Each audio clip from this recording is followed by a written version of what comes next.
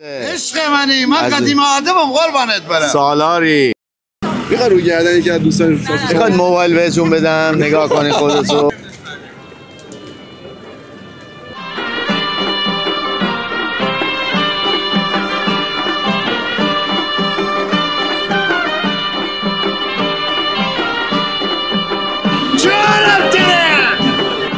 سلام، حالتون خوبه؟ سلام عزیز. خسته نباشید. ما از مجموعه نویانی یه چالش گذاشتیم، بستن گروی کراواته. اگر بتونید این کار انجام بدید به مناسبت روز پدر یه کاری رو سعیمون میکنیم انشالله. این کراوات خدمت شما. دستم یه تست میکنید، دستتون نمیلرزه انشالله. نه این کار است.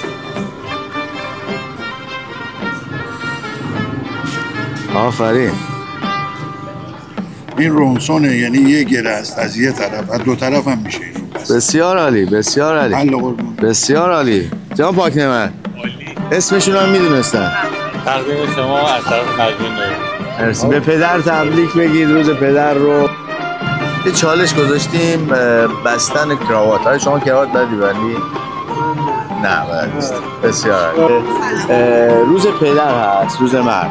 ما یه چالش گذاشتیم که انشالله برنده بشید، یه کادوی خوشگل به پدرتون هدیه بدید. بلدید کراوات ببندید؟ بعد تست کنید رو دست دوستتون ببینیم چجوری میبنده.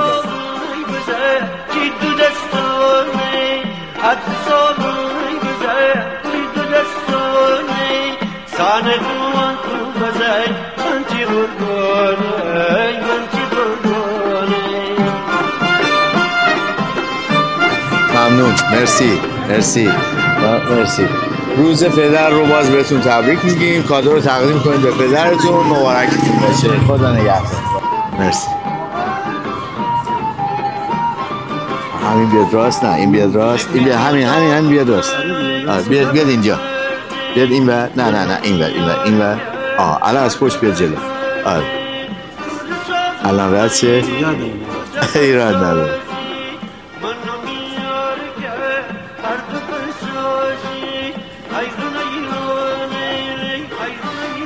بسیار عالی، بسیار زیبا، بسیار عالی. آقای پاکنمر خواهش میکنم. عالی. یه هدیه از طرف گروه نویانی تقدیمتون میشه به مناسبت روز پدر. روز مرد و روز پدر رو تبریک میگم. سلام، حالتون خوبه؟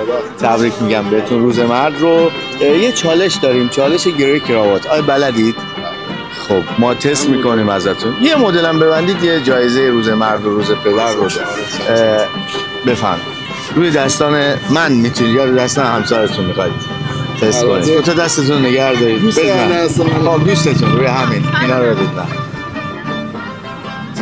واقعا بخواه رو گردن یکی از دوستان میخواد موبایل بهتون بدم نگاه کنید خودتو. بیا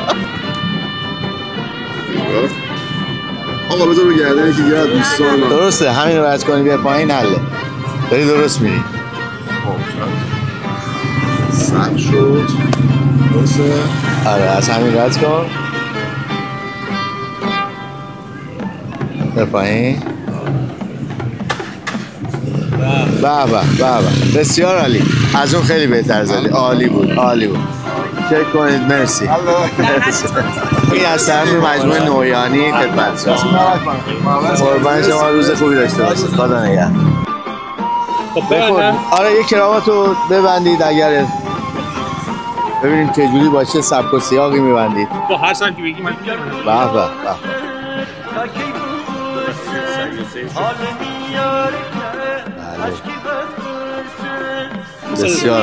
به بسیار عالی. مرسی. ممنون. روز مرد رو بهتون تبریک میگیم. روز پدر رو دسته. نه کافیه. بفرمایید آقای پاکنمر. قربان شما، مبارکتون باشه. تبریک میگم بهتون روز مرد. قربان شما.